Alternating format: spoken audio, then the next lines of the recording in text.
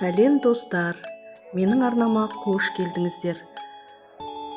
Бүгін мен сіздерге жыл мезгілінде қай уақытта болмасын жасап жей беретін витаминге бай салат жасап көрсетемін.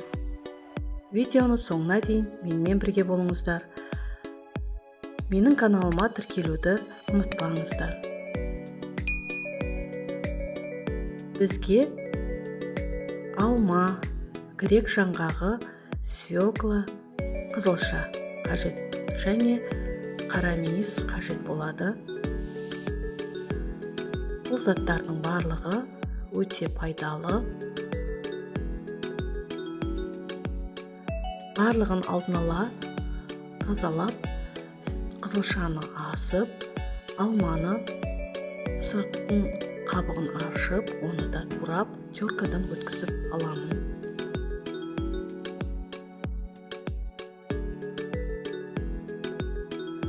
Бұл салатты барлығын төрт-бұрышты етіп қолмен турасаңыздар да болады. Бірақ мен дәл осындай қылып барлығын теркадан өткіздім.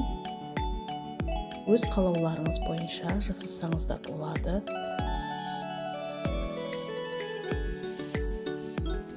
Алмадан кейін қызылшаны да теркадан өткізіп жатырмын.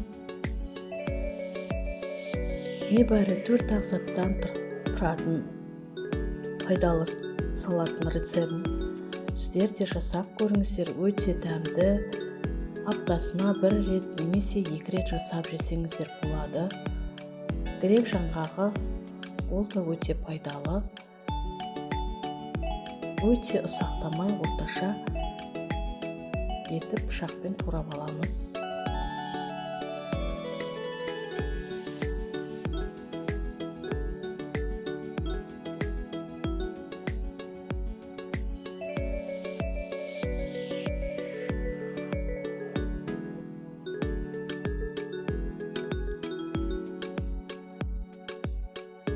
Барлығын ыдысымызға салып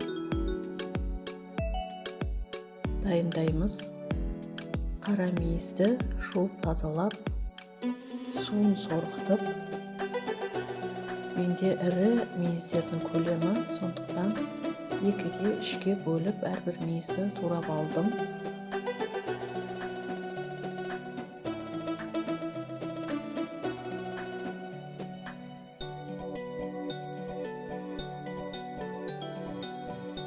Бұл салатқа ерекше дәм береді мейіз.